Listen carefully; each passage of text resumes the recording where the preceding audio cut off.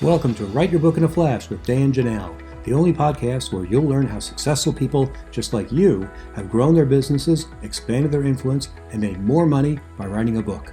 On each episode, you'll learn the inside secrets to help you create a book that can serve as a powerful marketing tool to skyrocket your business. I'm your host, Dan Janal. I help thought leaders, business executives, and entrepreneurs write their books. To find out more, go to writeyourbookinaflash.com. Welcome, everyone. I'm delighted to welcome Bonnie Budzowski. How are you today, Bonnie? I'm just great, Dan. Thank you for asking. I hope you're well also. Very, very well. Thank you very much. Why don't you tell the audience a little bit about yourself and your special skills? Okay. Well, thank you for asking.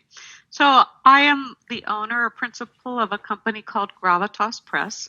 We work with folks very close to the kind that you work with, entrepreneurs, business owners, and other folks who want to brand themselves or spread their message or increase their credibility footprint by becoming an author.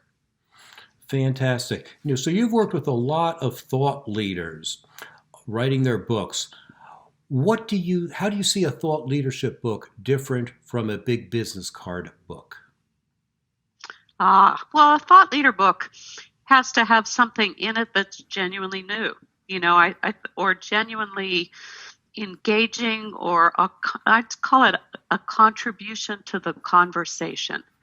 A lot of people are writing books as business cards, and there's not anything wrong with that. I think that they're great. They do a great thing, but they tend to be pretty straightforward facts, figures, or ideas, or processes, or how-tos. And a thought leader book may have those things, but also interesting perspectives or blending perspectives so that they're adding something new to the conversation. So that's important. The other thing that's important is a thought leader has to have his or her finger on trends, things that are changing, things that are on the horizon, and helping people to be not only where they need to be in thought and leadership in the current place, but building skills and seeing what's around the corner so that I can figure out how I do what I do better and lead other people to success in a sustainable way. Great. That's a lot to think about. A friend of mine wrote a thought leadership book about sales, and he has different taste on sales. There are thousands of books on sales. And he wrote a book that was quite different, and HarperCollins bought it, and they sold, tens of thousands of books. So there's something to be said for using your thinking cap and being ahead of the crowd or thinking differently and leading people along the way. So when you work with clients like that, do they come to you with an outline that's fully formed, or do you work with them to figure out what's new? Do you become more of a writing partner for them, or tell me how that whole process works? Sure. I like to think of myself as a thought partner, and that means that most of my clients come with ideas and with expertise and knowledge, but not necessarily with an outline. And I like to I spend usually 3 or 4 phone calls or sessions with folks just struggling through what's the strategic direction of this book and how do we figure that out. So we like to make a mess in terms of the beginning and then figure out strategically what do people really need and want to know, what do they need to explore to move to the next step, and then we work through that and come out with something. I call it a roadmap or a blueprint rather than an outline. If I think about an outline, I think about some 6th grade teacher that made me line up all my A's and B's, and that's not just practical. So I help folks come up with what I call a blueprint and think of every chapter as a series of chunks that then we can string together in a really compelling way to make an excellent book.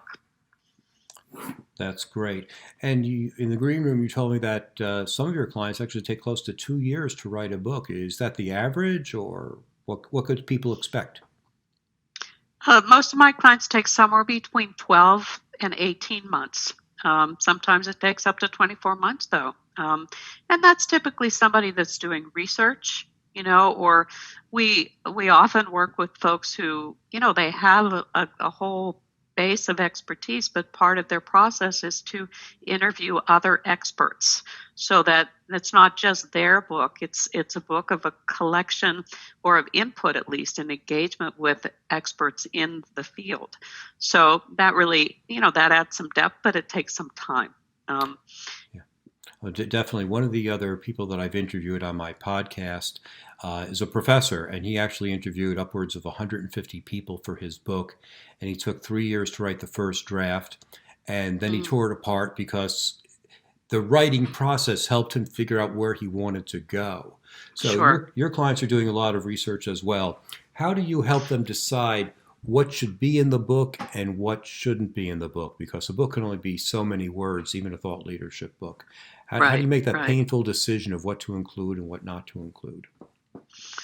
Well, for starters, I'd like to say I don't encourage. I mean, I don't typically work with clients that have that have 100 interviews. I'm working on a shorter timeline than that, and also I'm very good at saying, we do have to get this done. We don't want to. We don't. My clients want a book in the marketplace for strategic marketing reasons, so they don't want to write a magnus opus that is forever. But some of that's what needs to be in the book, and what can stay out is part of that initial planning thing. And it's a question of, I have focus questions. One is, what's your definition of success about this book? Number two, who is your target audience and who isn't, right? How are you going to get them to pay attention in the tsunami of stuff that's out there? How can we focus this book so it really makes sense to somebody that needs it? And then four, we talk through things like, are you writing a comprehensive book or are you writing a narrow book? And as you know, Dan, you're a lot better off in sales and time and everything if you write a narrow targeted book, right? Than if you try to say, this is everything you should know about child rearing. Or everything you should know about cooking, or whatever it is, everything you should know about leadership. Well, if I'm focused and I say everything you need to know about growing capacity in a leader, then I know what to keep in and what to throw out. Great answer. How long are thought leadership books today? How long are they? Well, I don't know that there's a good answer to that. I know that a traditional published book would be 300 pages long or something like that. My clients tend to be anywhere between, I'd say, 200 and 300 pages. I think you can put a good, strong, valuable book on the market for 150 pages. So I'd say somewhere between 150 and 300. And how many words would that be? Well, 40,000, 50,000. The highest level would be 60,000, is about a 300-word page book, I believe. Okay, great. Our audience needs to know those kinds of things because Absolutely. they don't do this as often as you do. What are some of the biggest mistakes or that people make when they come to you and well, let me start over again. Do people come to you with the first draft and say, here it is, let's make it better?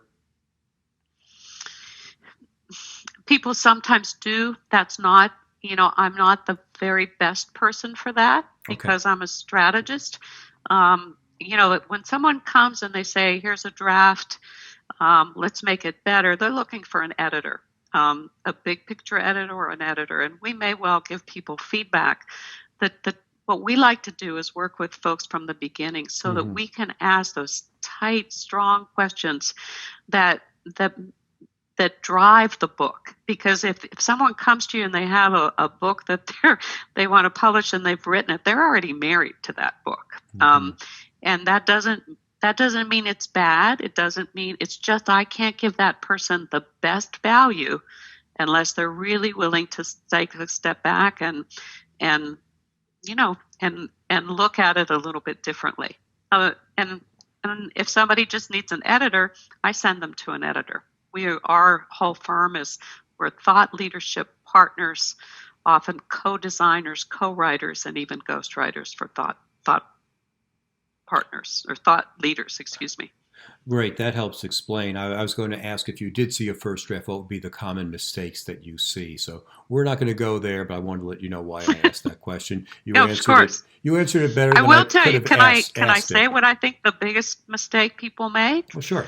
And that's writing the book from their perspective rather than from their reader's perspective. In other words, What's the difference? Yeah. well, if it's like going into a doctor's office and prescribing for a condition that the patient doesn't even recognize he has, he's not going to come back. But if a patient comes in and says, my big toe hurts, then you could look at the big toe and figure it out. I think people, consultants and consultants and coaches especially, they have a process and they want to kind of stick it on top. Where the best books are like, tell me, well, here's an example. A great book title a friend of mine wrote, it's called But I Might Need It Someday. So it's not about, and it's about decluttering. If I write how to declutter, that's very different than how my reader would say it, and if you say, but I might need it someday, well, I can write a book that says, boy, how do we deal with that struggle that you have, that you want to get rid of clutter, as opposed to do X, Y, Z and your house will be decluttered. Mm-hmm. Yeah. Not to get too personal, but I remember growing up and our basement was full of lamps that needed to be fixed because one day we might need it. Exactly. And so nobody has to sell you that book, right? Or Right. explain what's it about or what problem does it solve, right? And Sure. if you feel you have that problem, you'll buy the book and buy the consultant too. Right. Let me go back to something you said just very recently. I want to expand on this to make sure it's completely understood. You said that coaches have a process and they want to stick it on top. Does that mean that they want to impose their outline, their thought process, their way of working to the detriment of the author, or is this a good thing or a bad thing? I think, it's a bad thing. And here's what Hmm. I mean. Yeah. Here's what I mean by that. I'll just use an analogy. Suppose that I invite a salesperson in my house and I say I need some new windows, okay? Hmm. Or I wanna do something, or maybe it's I want to do something about the escaping heat in my house or my heating bills or something like that. Well, that person might come in, instead of saying, let's look at what's going on in your house. He might say, I sell windows, and that's all I'm going to talk about, and that's all I'm going to look Mm. at. So I think that the best authors look at their audience and say, how does this person perceive this problem? And how can I speak to that problem rather than speak to my specific solution alone? And that doesn't mean if I'm a window salesman or I like windows a lot, I don't talk about them and look at them. But I don't like walk in the door and say, you need a window. Right, when there's a big hole in the door itself and all the heat is going there. Yeah, Right. So, that's a brilliant analogy because some people. Well, I remember being at an art fair one time, and one of the vendors had this beautiful backgammon board. I love playing backgammon, but it was a small. It was maybe an inch, pieces of an inch wide. I played in tournaments where you had like 2 inch big pieces of the backgammon chips, and you mhm, just slam them down. There's something just physically nice about picking up a big heavy piece and slamming it down and all that good stuff. So I asked him if he could make a board with 2 inch pieces, and he said no. And I was like, well, aren't you in the business of making boards? Well, no, he was in the business of making boards that were 1.5 inches long or 1 inch long that's or right. whatever. And all his lathes were set up that way and all of his tools and whatever else goes into making a board. And he would not deviate from that pattern. And I could just imagine in your analogy of having an author working with a consultant who wanted that author to fit into their mold instead of finding Right. someone like you who's adaptable and can work very nicely to help the author meet their needs, because sometimes they don't know how to get there and you do, Right. and that's Right. where your expertise adds additional values. That's Yeah. very clever. I hadn't thought about things like that. That's really good. Good. Thank you. So let me just say one more thing about that. From an author's perspective, if you're designing a book or strategizing, one of the ways that I say it to somebody that I'm trying to convince to do that as an author is to say, forget what it is that you know and figure out what your target audience will pay to know. And that's the book you want to write. Oh, love it. What will your target audience pay to know? Perfect. Great. Cool. As we wrap up here, do you have any final words of wisdom to share? Well, I do.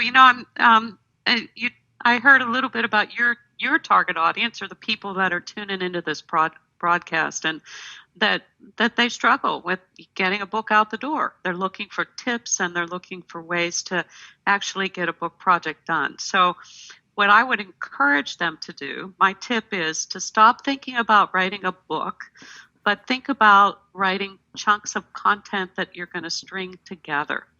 Because I read, I can't remember the author's name, but he said, I don't have any idea how to write a book.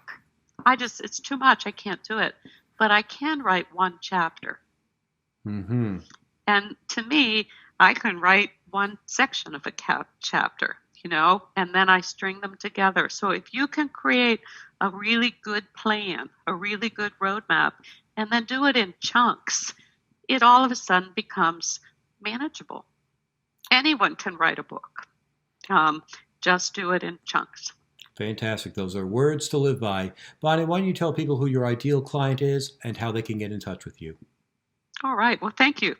My ideal client is someone who is interested in writing a book to grow a footprint as a thought leader and wants somebody to work with them in a way that helps them strategically create a book that is going to be an outstanding marketing tool, and will manage the whole process. So we work from start to finish, from strategy all the way through to publication. And that means that that person gets to spend his or her energy generating revenue while we over here figure out how to produce the book and manage the project. So you don't have to learn about ISBN numbers or anything like that. But we want to be co-thought leaders and co-thinkers and co-producers with people that want to write a book to make a real difference in the world as well as in their business. Fantastic. And what is your website address? It is Gravitas Press. It's www.gravitaspress.com. And you can find me also at Bonnie at gravitaspress.com. Great. And you've also written a book. What is the title of that book? The title of my book is "Does My Business Need a Book?" And it's the subtitle is 6 Reasons the Answer is a Resounding Yes. Right. And it tells stories of my clients and reasons, what kind of ROI can you expect if you make an investment of time and money into this really powerful tool. Fantastic. We couldn't let this episode end without you mentioning the name of your book. Thank you, Bonnie. My pleasure. It's good to be with you, Dan. Thank you. Thanks for listening to Write Your Book in a Flash with Dan Janal, the only podcast that shows you exactly how people just like you have built their businesses by writing a book. If you'd like to write your book but don't know where to start, you can find great information at writeyourbookinaflash.com. Thanks again for listening. We'll be back next week with another insightful interview to help you become a top business leader.